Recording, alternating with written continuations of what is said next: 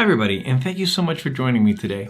As you may know, I've been covering the OPXY pretty much since it came out, and even though I've had an amazing time with it, a running theme in pretty much all of my videos have been all of the many bugs that came with it at launch. It's been a few months now, and thankfully Teenage Engineering have been consistently putting out firmware updates that have done a great job at squashing a bunch of the more intrusive bugs, as well as added a few really great quality of life and workflow improvements. This last update released just a few days ago, and when I started reading the improvements, I got really excited because at first I thought we finally had something that would make this device legendary, namely sample chopping or slicing. Well, it's not quite there yet, but in this video I want to show you the good, the bad, and a few things that I think that TE could do to make this new feature truly great. So let's first record our sample, and for that I have set up my Ableton Live with augmented strings. Now, I don't know if you knew that the XY could do this, but you can actually hook it up through USB, hook it up to be your interface, and I can pretty much directly sample from Ableton into the XY. So this is Arturia's augmented strings.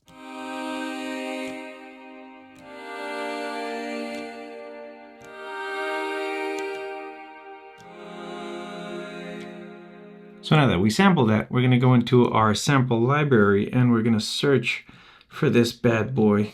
So now that we have a few chords, let's see how we can chop them up. Now, when you think about sample chopping, one very popular version of this function is the one that you'll see on the MPC or the Ableton Push, which is known as lazy chopping. This is where the sample plays back and you start pressing down pads and new slices are creating as you press the buttons.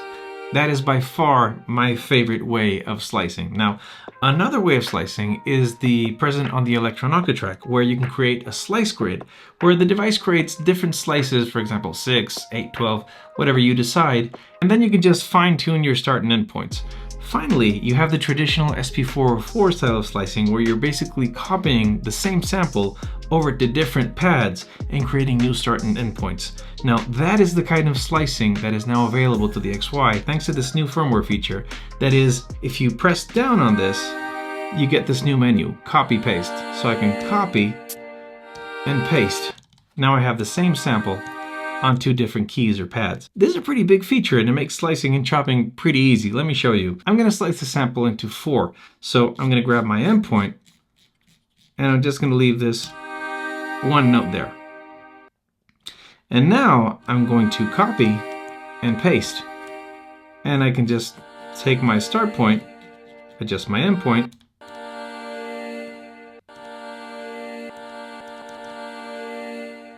same thing. Copy, paste, grab your start point, take it down here.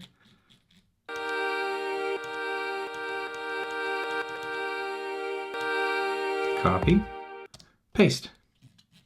Do the same with the endpoint, start point. Pretty easy. Now, another improvement that makes this process way more satisfying is that they also fixed the fine-tuning in the start and end point when you zoom in. Before, when I zoomed in, this wave would just, warble around, but it wouldn't actually do anything. Now, it actually does have a fine-tune function here, so you can get pretty surgical with your slicing. Now, after chopping the samples and assigning new slots for them, what's really cool is that each sample has independent pitch shifting, panning, volume, and playback modes, such as one-shot, looping, or even reverse. Like, for example, I can reverse this bad boy here, or I can make it into a loop. I can pitch shift it.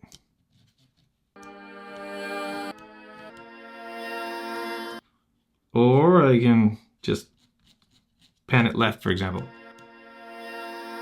Now at first, I was really excited to start playing my samples in an SP404 style, with the added benefit of having one of my favorite sequencers available as well.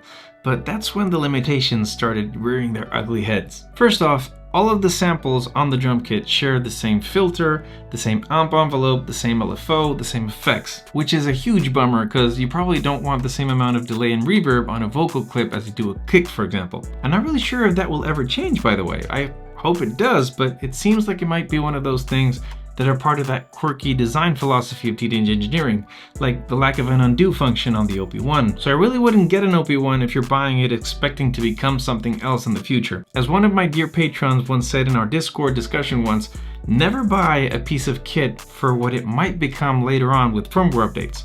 Buy it for what it is now, and you'll never be disappointed. Now remember that the XY does allow for resampling, so I guess you could go the long route and just resample with the filtering and effects that you want for that particular sample and just keep adding there. I can live with that, but what I do think could be way better is that since the XY already has per step parameter locking, it would make sense to be able to lock different pitches in different steps. As of this recording, I can't do that. Not even with the step components. Now I really don't think it would be that much of a stretch to implement that here, especially since this sequencer draws so much inspiration from the Elektron boxes, and those can do that perfectly well. The other problem that I found with using the chopped samples, and I hope this is just a bug, is that even when I have my drum sampler on mono, the samples don't choke each other out when I play them. Instead, they play one over on top of each other and it gets really messy really quick. Let me demonstrate. Poly, mono. So this should choke it out. No choking. A workaround I have until now is to put my samples in a play mode where they only are active while I hold down the key, and then I just sequence the thing so I can simulate a choke group, but that makes playing the samples live a non-starter, which is one of the main reasons that I like to have them behave that way.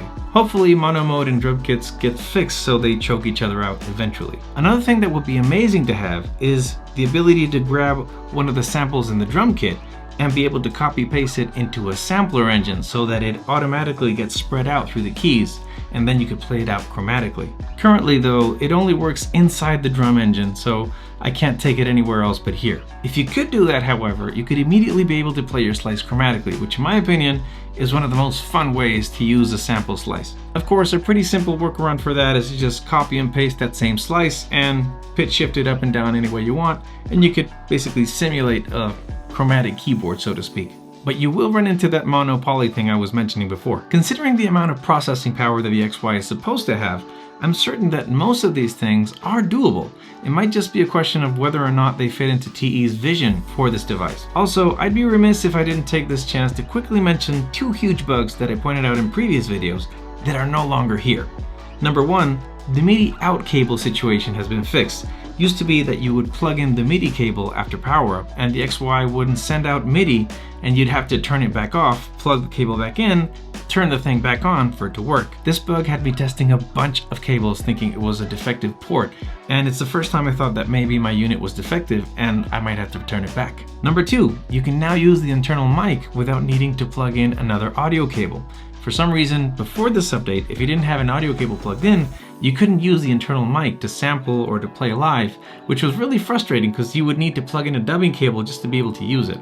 Now it works as you would expect it to. Other fixes include better performance of the arpeggiator and better workflow enhancements of copy-pasting patterns and sequences, which I might dive into in another video down the line. All in all, I'm really happy with what TE have done to fix their device, and even though it could be argued that such an expensive piece of gear should have gone out the gate being way more polished, at least I'm happy that they kept on working on it and it's becoming the device that it was supposed to be originally. As always, thank you so much for watching. I hope you found this video useful, or at least entertaining.